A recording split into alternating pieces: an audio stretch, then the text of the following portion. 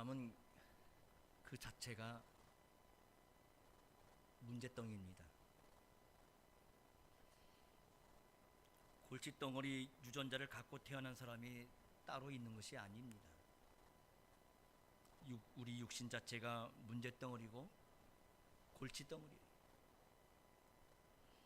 그러기에 육신으로 행하는 데서는 아무리 대화하고 아무리 타협하고 아무리 억제해보려 해봐도 문제는 사라지지 않습니다. 아니, 도리어 문제만 더 많아질 뿐이에요. 이처럼 육신에서 내놓는 모든 생각, 모든 말, 모든 행동이 다 문제입니다.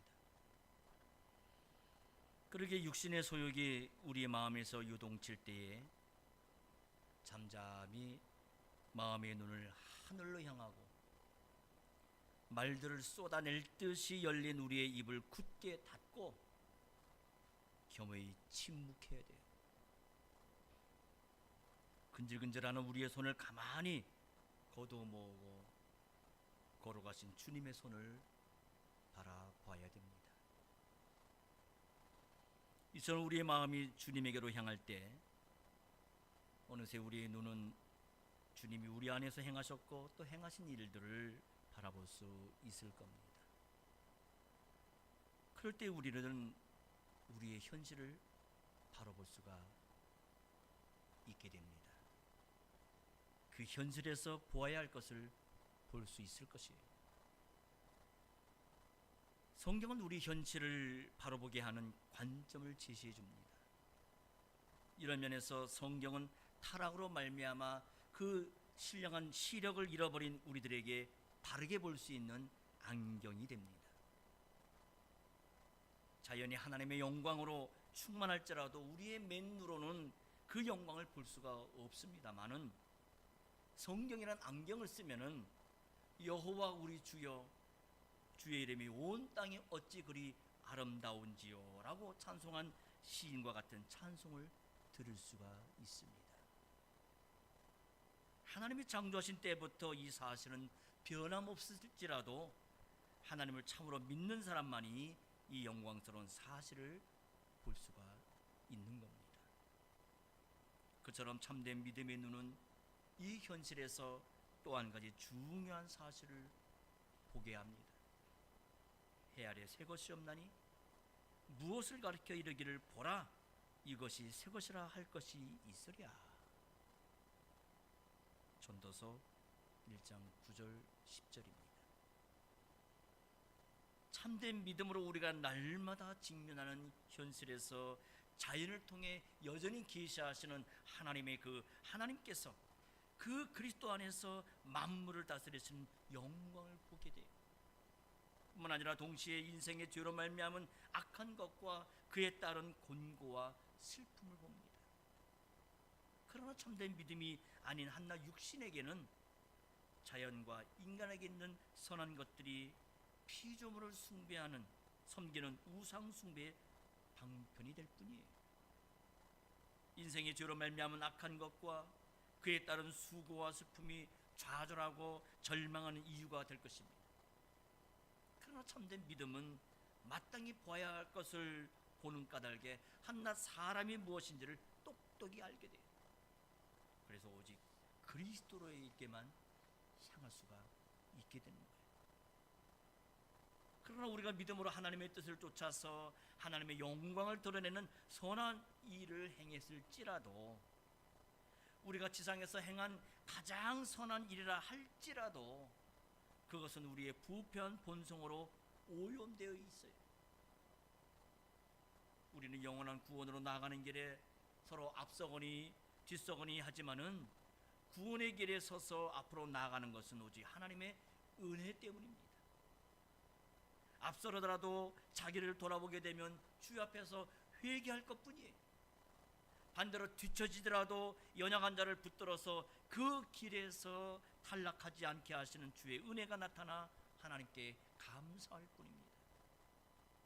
이처럼 전전한 사람도 주의 은혜에 감사하면서 여전히 부족하기 짝이 없는 현실에 겸손히 회개하는 것이고, 뒤처지는 사람도 주여 앞에 감히 고개를 들지 못하면서도 그래도 이런 나를 붙들어 주시는 것에 감사하는 거예요. 바울사도는 로마서 14장 이하에 바로 이런 참된 믿음의 관점을 담담하게 제시해주고 있습니다. 2절입니다. 어떤 사람은 모든 것을 먹을 만한 믿음이 있고 연약한 자는 채소를 먹느니라. 교회 안에는 명목상의 신자가 있는 것도 사실이고, 교회에 짐이 되는 신자가 있는 것도 사실이지만, 또 이것이 우리의 현실이기도 합니다마는, 그러나 지금 사도는 모든 걸 먹을 수 있는 믿음이 있는가 하면 그렇지 못한 믿음도 있다라고 말해요. 틀림없이 로마 교회에도 명목상의 신자가 있었을 것이고 형편없는 믿음을 가진 사람도 있었을 것이에요. 그렇지만 지금 사도는 그런 문제를 직접 다루고자 하는 건 아닙니다.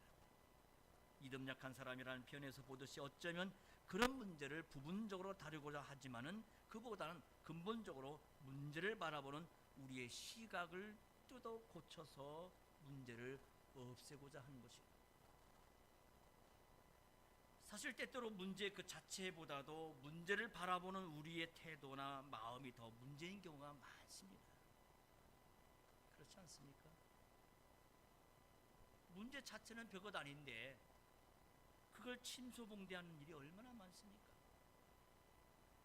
문제 자체는 심각하지 아니한데 그걸 문제 삼아서 나를 드러내고 나의 존재감을 부각시키려는 그것이 실로 심각한 문제가 아니겠어요? 심지어 문제가 아니라 하나님의 은혜와 관련해서도 우리는 나를 드러내려 할 만큼 문제덩어리들이 아니겠습니까? 그러기에 사도는 서로의 믿음을 봐라, 우리 서로에게서 드러나는 그리스도를 보라고 외치는 듯합니다.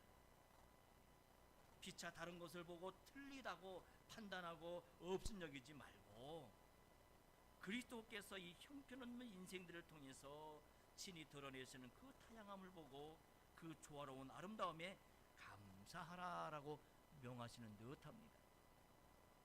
그렇다고 없는 걸 있는 듯이 보라는 것도 아니고 아닌 것을 긴 것처럼 여기라는 것도 아닙니다. 틀림없이 있는 그걸 보되 있는 그대로 보라는 거예요. 그리고 우리에게 있는 그것이 어디서 왔는지를 살피라는 거예요.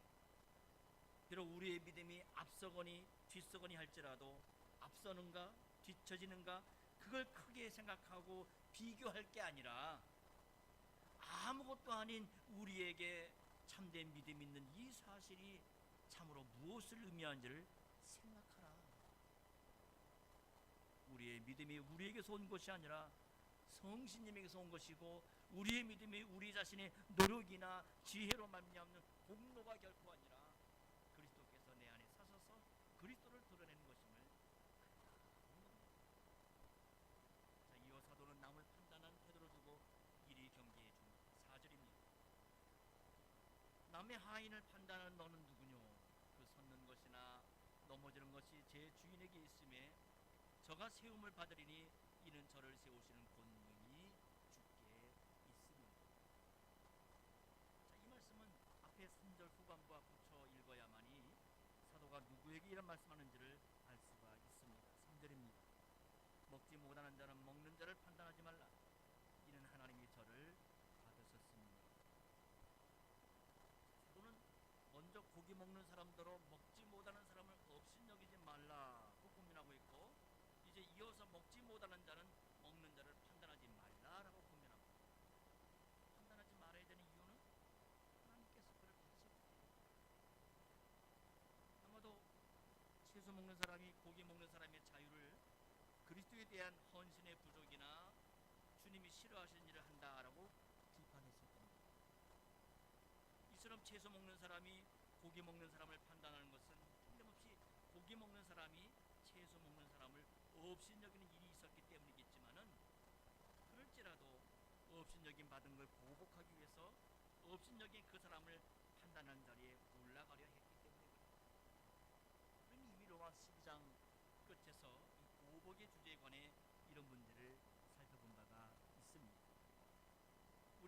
열심히 연약하다 보니까 다른 사람에게 부당한 대접을 받을 때든지 혹은 그렇다고 생각될 때 이 부당함을 바로잡으려는 마음에서부터 부당함을 보복하려는 마음으로 나아가기가 매우 쉽습니다.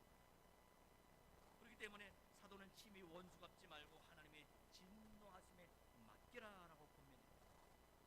이는 우리가 부당함을 바로잡으려는 마음에서든지 거기서 지나쳐서 보복하려는 마음에서 심판장이신 하나님의 자리를 가로채는 그런 무서운 잘못을 범하게 되기 때문에 그렇습니다. 그렇게 신자와 그리스도와의 관계에 있어서 가장 중요한 것은 그리스도의 판단이지 우리의 판단입니다. 지금 사도도 업신여김 당한 사람들과 관련해 바로 그 점을 염려하고 있습니다. 그렇다고 사도가 업신여김 당한 사람을 두둔하는 것 결코 아닙니다.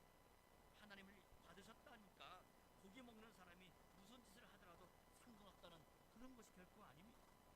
고기 먹는 사람이 채소 먹는 사람을 업신여긴 걸 잘했다고 하는 것도 물론 아닙니다. 다만 사도는 업신여김 당한 사람이 이 일로 말미암아 업신여김 당한 것보다 훨씬 더 열악한 상태로 떨어지지 않기를 바라는 거예요. 그래서 우리가 정의감이 불타올라서 어설프게도, 아니 좀 더 정직하게 말한다면은 부패한 마음에서 이 부당한 대접받은 사람 편이 돼가지고 맞장구를 치면서 함께 판단하는 자리에 올라가기가 얼마나 쉽습니까?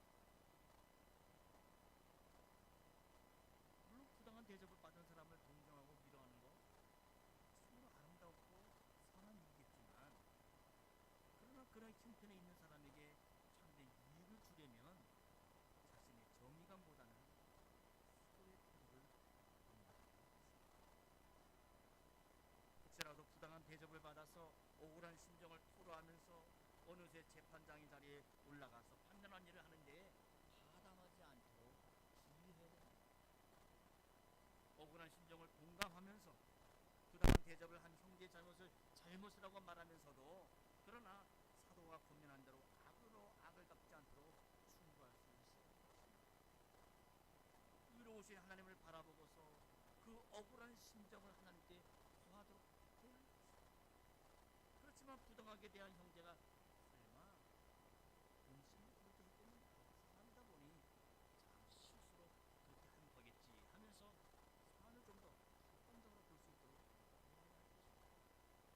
나가서 로마서 14장 15장에서 사도가 교훈하고 있는 대로 믿음에서 나오는 거룩한 사랑으로 그 형제를 대하도록 권할 수 있어야 할 것입니다.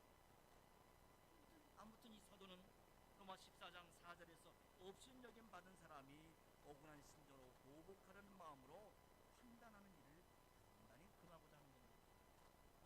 남의 하인을 판단하는 너는 누구뇨 하면서 자신의 부족한 것은 생각하지 않고 함부로 다른 사람의 믿음을 판단하고 정죄하는 잘못을 지적하면서 자기 소관이 아닌 남의 종을 판단하는 행위를 하지 말라라고 합니다.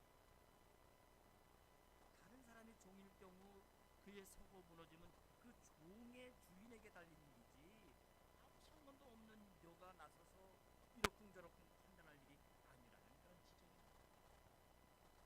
억울한 심정을 다 이해할 수 있겠지만 판단하는 일이 과연 한낱 피조물에게 합당한가? 지금 사도가 경고하고 있는 거예요. 우리 모두가 이 엄한 경고를 겸손하게 받아야 할 것입니다. 그렇지 않으면 내가 이렇게 억울한데, 내 마음이 이렇게 아픈데 하면서 마치 내 문제가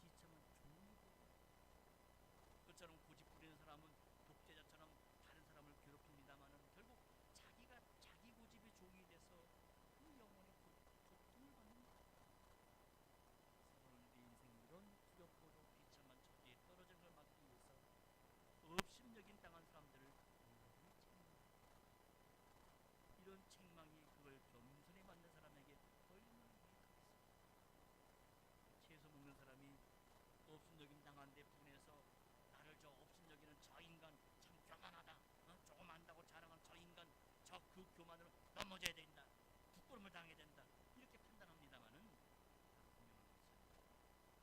비로소 이 넘어짐이 그의 주인에게 달려있을 뿐만 아니라 그를 받으신 주인이니 틀림없이 그를 세우실 것이라는 사실. 그러니까 채소 먹는 사람이 업신여김 당해서 판단하는 그 내용이 참으로 심각한 거예요. 이는 단지 도덕적으로 정당하지 못하다는 그 정도가 아닙니다.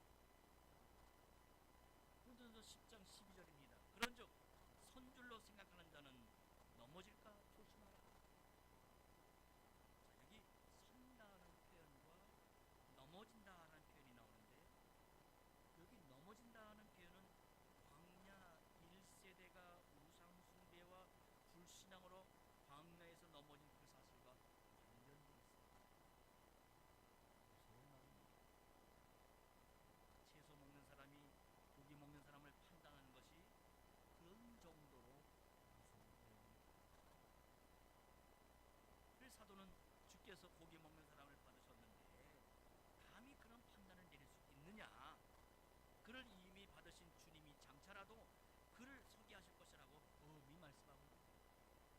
로마서 14장 15장 정황을 고려해 보면은 채소 먹는 사람이 아예 작정하고서 그런 악한 판단을 내렸다기보다는 홧김에, 사람이다 보니까 홧김에 좀 마음에 좀 뭔가 상처가 있어서 하지 못한 말을 한 듯이 그렇게 보여요. 틀림없이 금욕적인 성향을 가진 사람들이 고기 먹는 사람들에 대해서 상당히 부정적인 생각을 갖고 있었는데, 이 부정적인 견해에 포함되어 있는 이런 심각한 함의를 미처 헤아리지 못한 듯도 그렇게 보입니다. 사실 우리가 다른 사람의 인격과 행위에 관해서 무슨 말을 할 때에는 사실 자기가 무슨 말을 하는지도 모르고 하는 경우가 참 많지요. 그래서 사안을 잘 알지도 못하면서도 함부로 판단하는 경우도 많고, 또 비록 사안을 잘 알았지라도 넘지 말아야 될 선을 넘는 말을 하는 경우도 많습니다. 조금만 그 말에 담긴 뜻을 헤아린다면 심판장이신 그리스도 앞에서 두려워서 사색이 될 만한 그런 말인데도 그런 말을 생각 없이 툭 던지기가 쉽답니다. 우리는 자신이 심히 연약한 존재라는 걸 늘 명심하고 또 명심합니다. 그래서 이런 일에 특별히 겸손해야 돼요. 우리의 악한 본성은 이런 일에 넘지 말아야 될 선을 넘기가 참으로 쉽다는 걸 주의하고 또 주의해야 됩니다. 특별히 우리가 다른 신자나 교회와 관련된 이야기라고 한다면 또 주의하고 주의해야 될 것입니다. 조금이라도 다른 신자나 다른 교회의 잘못을 이야기하면서 그 신자와 그 교회의 머리이신 주님의 영예를 훼손하지 않도록 자기 마음을 단속하고 경계해야 할 것입니다. 잘못을 권해서 이야기를 하면서도 자칫 주님의 영예를 훼손하기 쉬운데, 실제로 잘못이 아니라 나와 다른 것을 잘못으로 이야기할 때는 얼마나 더 주님의 영예를 침해하기가 쉽겠습니까?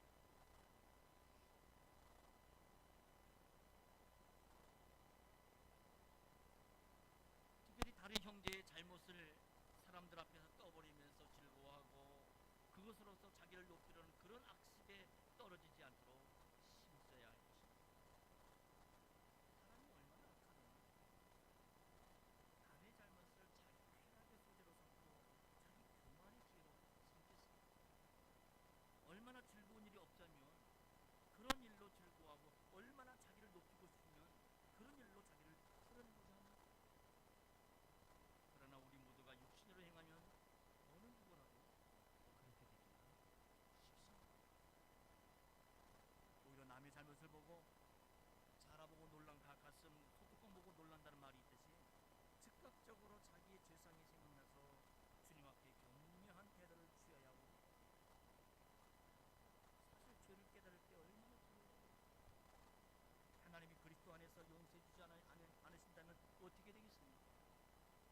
다른 사람의 죄를 보면 혹시 내게는 그런 것이 없는지 살피는 것은 죄를 진정으로 깨닫는 사람에게는 거의 본능적이에요.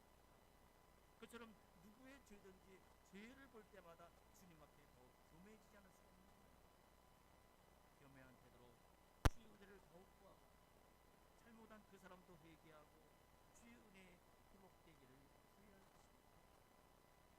그의 잘못을 바로잡을 위치에 있다고 한다면 사도가 교훈하고 있는 대로 신령한 자답게 성신을 의지해서 권중의 무거운 짐을 감당할 수 있어야 하겠습니다. 채소 먹는 사람이 고기 먹는 사람을 비난했지만, 그러나 고기 먹는 사람이 그처럼 먹은 것은 참된 믿음으로 무릇 음식은 속된 것이 아니라는 걸 알고 먹은 거예요.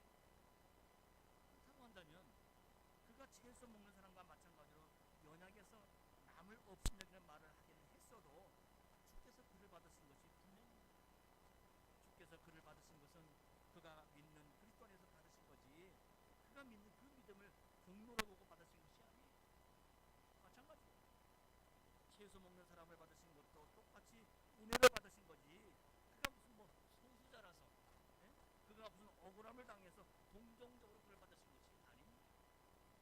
물론 하나님께서 사랑이시기 때문에 억울함을 당한 사람이나 약자를 돌아보시는 하나님이세요. 우리가 약자를 돌아보는 마음도 거룩한 이런 사랑에서 나오는 겁니다. 그러나 우리가 약자라는 현실, 억울함을 당한다는 사실 때문에 하나님이 우리를 바르시는 것, 그건 결코 아닙니다.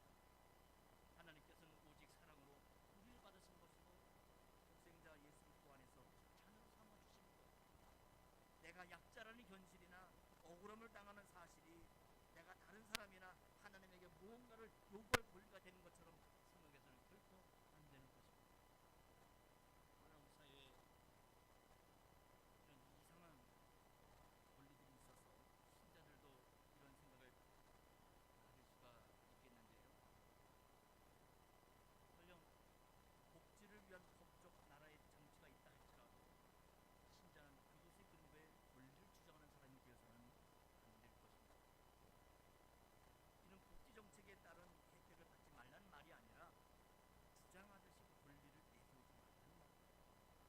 그럼 선진국에서는요, 국가에서 법의 근거에 복지 혜택을 줄지라도 나는 아직 스스로 생활할 수 있으니 그걸 받지 않고 다른 사람들에게 조금 더 이익이 돌아가야 하겠다는 태도를 지닌 사람들이 참 많습니다. 특히 이 개혁교회 신자들 대부분이 그런 태도로 살아가는 걸 보고 저도 많이 배운 점이 있는데요. 이게 성숙한 시민입니다. 신자라면 그 이상의 윤리의식을 가져야 할 것입니다.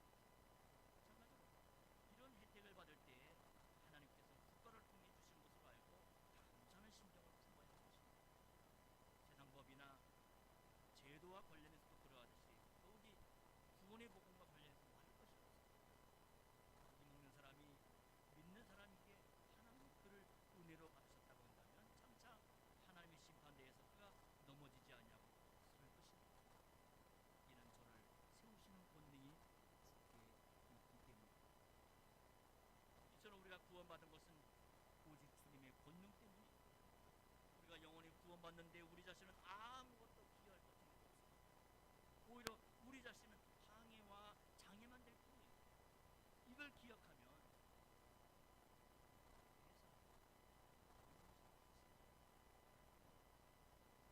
억울한 일을 당해도 감히 판단하시는 하나님의 자리로 자신이 올라가려 하지 않게 될 것입니다. 반대로 조금 형통하다 해서 교만한 태도를 취하면서 나보다 못한 사람을 없인 여기지 않을 겁니다. 형통하면 선하신 하나님에게 감사해야지 어려움에 있는 사람을 없인 여겨서야 되겠습니다. 이런 마음이 드는 건 구원이 오직 주님의 권능에 달려있는 걸 모르기 때문에 그런 행동을 하는 겁니다. 그러니까 사도는 채소 먹는 사람들의 판단한 잘못을 바로잡으면서 결국 고기 먹는 사람의 교만함으로 바로잡는 겁니다. 구원은 오직 하나님에게 있습니다. 다만 우리에게는 오직 악과 죄뿐이라는 걸 잊지 말아야 하겠습니다. 자, 이제 사도는 고기 먹는 문제를 다루면서 날에 관한 문제로 나아갑니다. 5절입니다. 혹은 이 날을 전날보다 낮고